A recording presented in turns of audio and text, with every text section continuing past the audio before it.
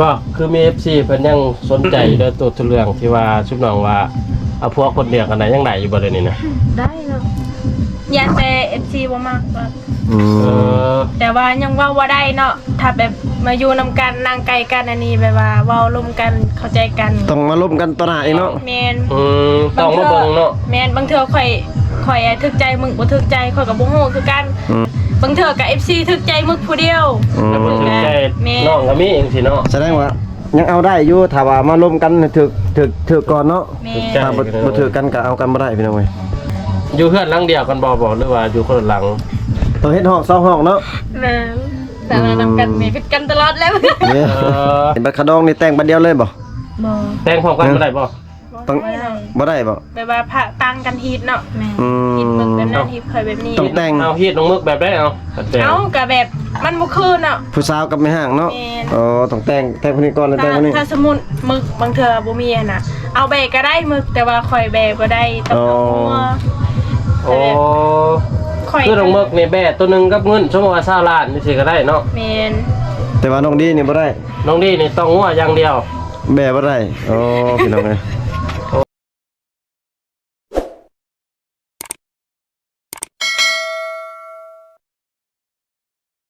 โทษพี่น้องเอ้ย อดหายใจ คือขาวเถอะว่าทั้งขาวทั้งงามบัดนี้3สาวมื้อพี่น้องเอ้ยสบายดี สบายดี สามไอ้น้อง ตัวมีแต่ภูมิงามพี่น้องเอ้ย นบซ้ำนางสาวลาวพี่น้องเอ้ย ทั้งซ้ำมันนางแบบพี่น้อยนบงามสบายดีพร้อมๆกัน จับวิธีบ่ แต่ได้ว่าไทยน้องบ่ได้คบกันแบบนี้เนาะ แม่นบ่ได้ถ่ายร่วมกันแบบนี้ ปีแล้ว 2 ปีแล้ ป ว ระมาณ2-3 ปีแล้วพี่น้องเอ้ย เพราะว่าช่วงหนึงนี่น้องเมิกนี่ไปเฮ็ดงานอยู่ไส อยู่นากาย อยู่ อยู่หน้ากาย แพงขมวนเนาะ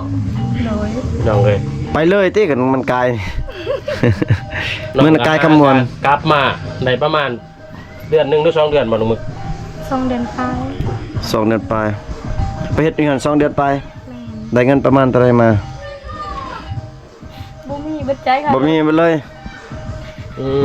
มแต่ อยู่ กี้มีแต่น้องดี อยู่แต่น้องดีกับน้องสะอันอยู่ น้องซ่านแล้วก็ไผผู้หนึง สนอย สาวน้อย สาวน้อยสาวน้อยไปใช้เบิ่นเราอยู่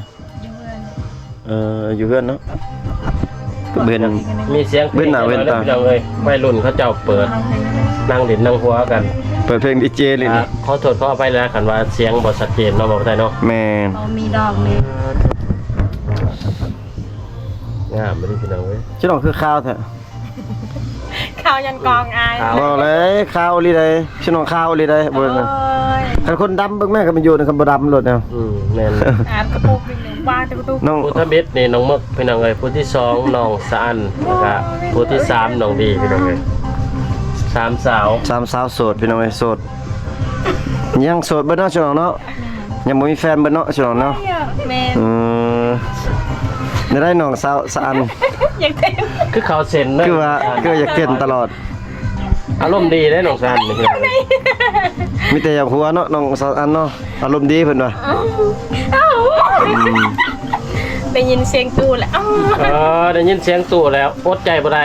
อยากเต้นตลอด อยู่ยังค้างบ่จัก ปกติน้องๆมักแบบไล่สดแล้วก็เปิดเพลงเต้นได้ มักเต้นตลอดเนาะ อยู่ยาวยาวนี่ อืม ชุมเราบ่ได้นอนนํกันบ่ได้นี่3คนนี่ นอนเฮือนไผเฮือนลาวอืม น้องมึกก็นอนด้วยน้องมึก ข่อยบ่มักนอนหลายคน อืม เหี้ยแม่นบ่ ตายผู้เบามันลิดอยู่2ต่อ2 เอ้ยนี่น้องเอ้ย อ้าวแสดงว่าน้องซานกับน้องน้อยบ่ได้มานอนน้ำหนองบ่น้องดี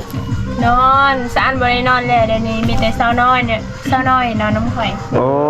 น้องซานไปใช้ นอนนอนในยะ นอนเทื่อระยะ นอนก็อย่าน อนเทื่อระยะแล้วบาดนี่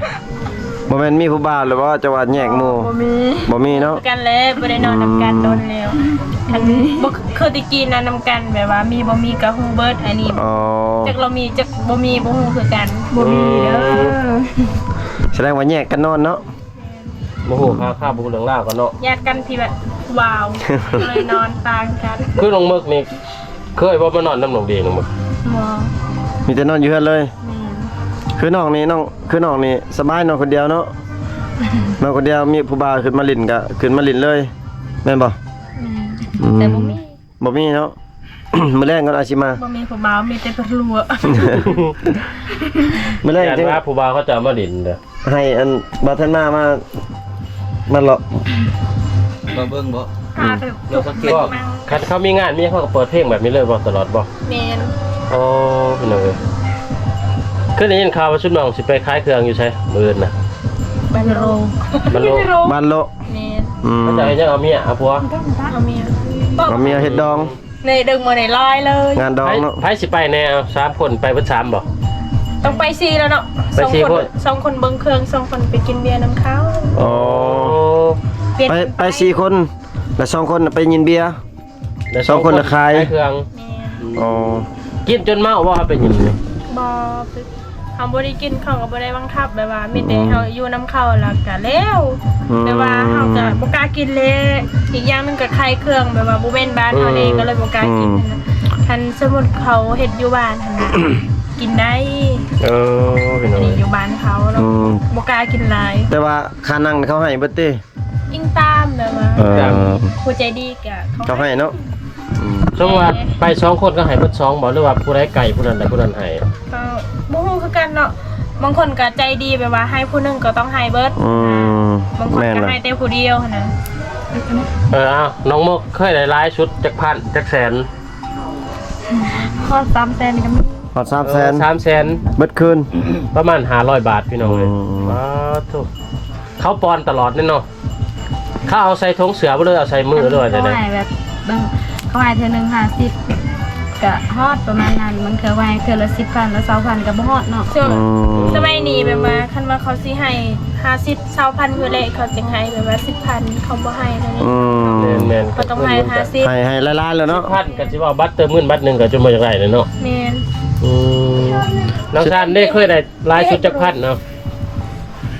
ชุกชุดได้เท่าไหร่น้องฮอดบ่400,000 บ่ฮอด 300,000 แสน ฮอด หนึ่ บ่ ง2แสน ประมาณ200,000 ประมาณ200,000 ไปหาข้างเดียวอะไร 200,000หลุดลงมาจากน้องสาวหมึกเนาะ น้องดีได้แสนน้องดี สูงสุด 5,000 เฮ้ย 5,000 บาท 500,000ไว้ฮอด500,000มาจาก พันกีบบ่แม่น5,000 บาท ได้ประมาณเท่าไหร่ ประมาณเท่าไหร่เนาะสูงสุดได้หลายสุด ก็ได้หลายอยู่เนาะ ได้บ่ฮอด 7-8 แสน เว้ยใส่เสื้อกันนะ เอ้าบางเทื่อ 3แสน2แสนประมาณนั้น อ๋อ ปอนนี่ประมาณเขาปอนโดนๆเขาปอนซะหนึงบ่หรือปอนให้ตลอด โดนเท่านึงเนาะ เออ แบบว่า แบบว่าอยู่นำเขาดนกะได้หลาย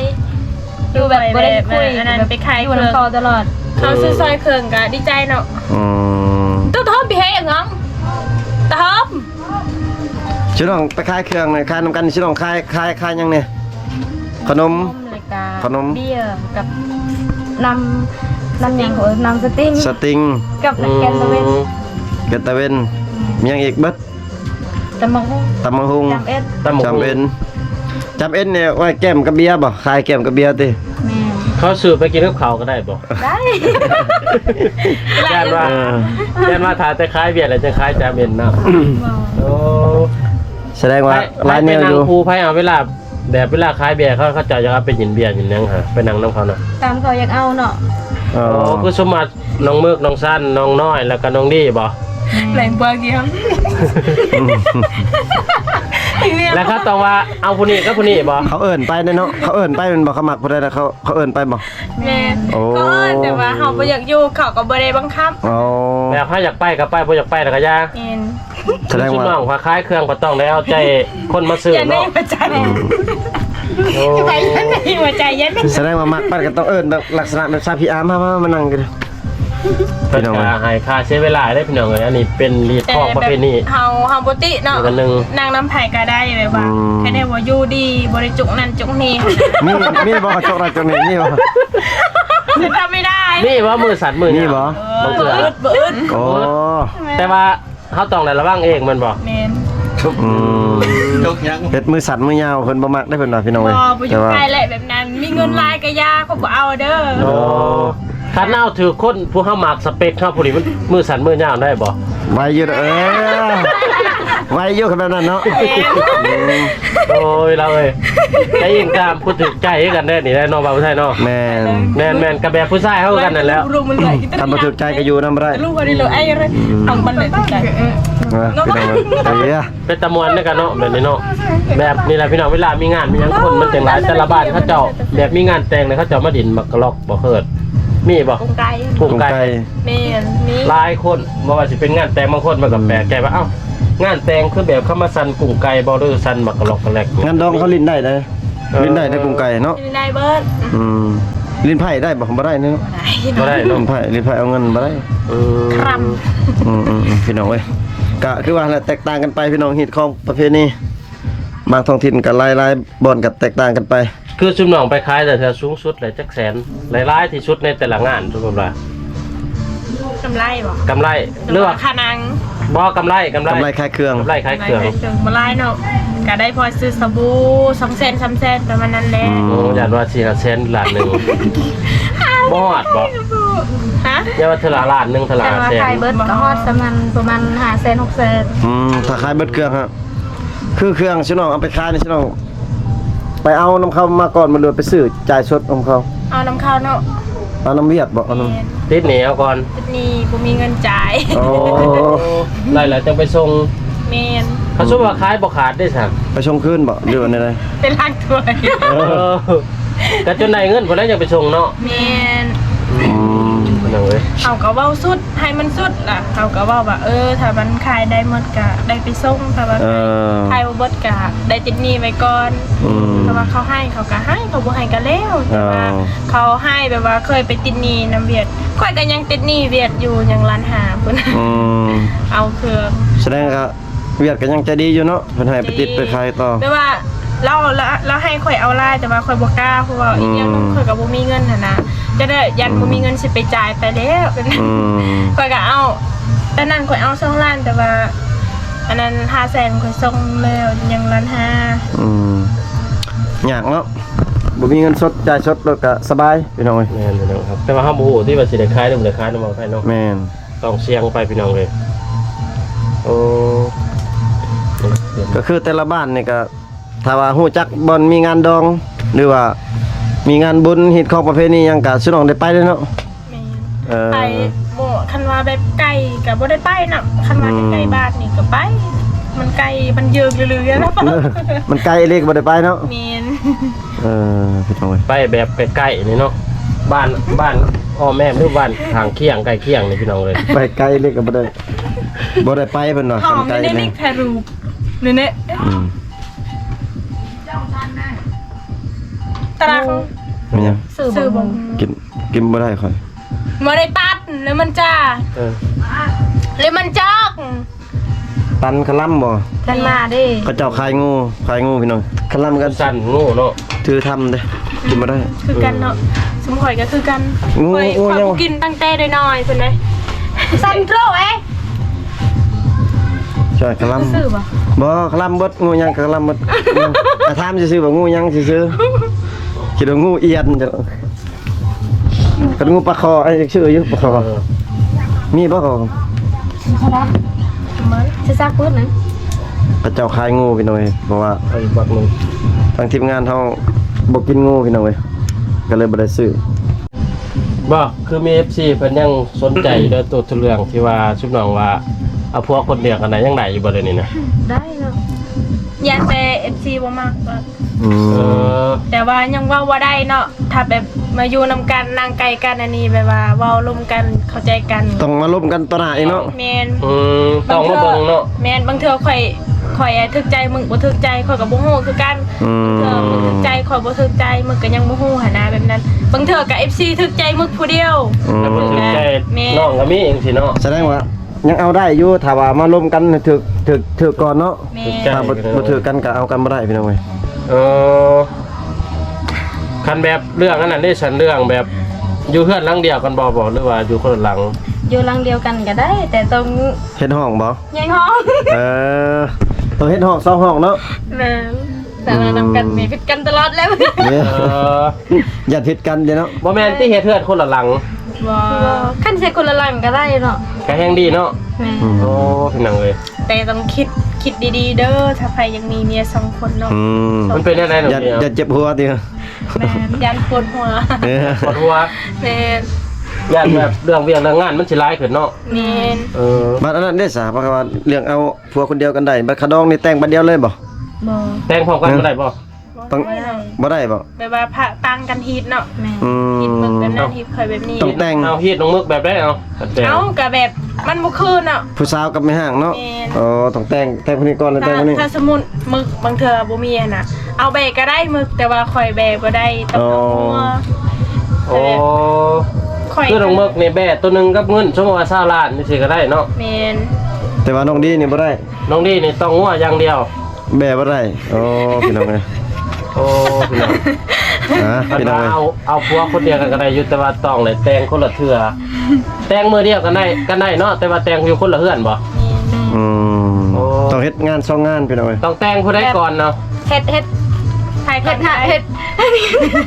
กลางเต้นนำกันก็ได้ แต่ต้องมีด อ๋อ เพิ่นเนาะบ่ต้องจำนำกัน จำผิดพี่แบบเพื่อนไปเฮือนลาวเนาะ แสดงว่าจำเพื่อนไปเพื่อนเล่าแล้วเรามาร่วมเต้นอยู่บ้านเดียว ได้ เฮ็ดระวงบนเดียวกันเลยก็ได้ อืม โอเคเอา แต่ก็ต้องจำหีดเพื่อนไปเพื่อนทำนั้น อืม ถ้าร้องร่วมกันเท่าไหร่เอา2คนเอาหารใส่กันมึงบางที FC เพิ่นสนใจได้บางทีเก็บเงินไว้ก็มี ประมาณเท่าไหร่ 40ผู้ละสาว คนละ20 เออ คนละ20ล้าน ให้กว่านั้นก็แฮงดีเนาะ โอ้คนละ20ล้านกระถึกอยู่ได้พี่น้อง ล้านกีบ 40ล้านหน่วยได้ทั้งซองพี่น้องเว้ยเอาจัดไปพี่น้อง แต่ง2แล้วจังมาแต่งน้องแซนอีกคนหนึง เป็นชามเลย 3คนนี่ว่าคือสิเจ็บเช่นขนาดได้พี่น้องเอ้ยคือเพิ่นว่าขนาด ขนาดเมียคนเดียวก็ยังบุญไหวเลยเนาะบางไทยเนาะ แน่ เอาซองนี่แล้วเลย ซองนี่ให้เจ็บหัวพี่น้องเว้ย มอง เอาหลังจากแต่งแล้วให้อยู่น้ำไผก่อนเนาะ ไปก่อนก็ได้เนาะ แล้วแต่ผัว แล้วแต่พวกสิว่างนะ โอ้ ใหม่ๆค่ะ เออพอว่างแล้วเขาไปหาคนอื่นก่อน ได้เวียนปัจจุกึ นี่อ่ะ โอ้พี่น้องเอ้ยคือว่าเนี่ย พี่น้องเว้ยเยี่ยมยามทำข่าว3สาวก็ ยังคือเก่าเพิ่นน่ะเนาะพี่น้องเนาะสามารถที่ว่าเอาผัวคนเดียวกันได้ถ้าว่าถูกใจเนาะหรือว่าลมกันให้ถูกกันเนาะพี่น้องเนาะค่าดองก็บ่แพงพี่น้องเว้ยถ้าว่า FC หนุ่มโสดผู้ใดมักฮักก็สามารถทักลมน้องๆเพิ่นได้พี่น้องเว้ย คลิปนี้ก็บ่มีหยังหลายพี่น้องเว้ยเนาะก็คืออยู่ในคลิปมันละเนาะ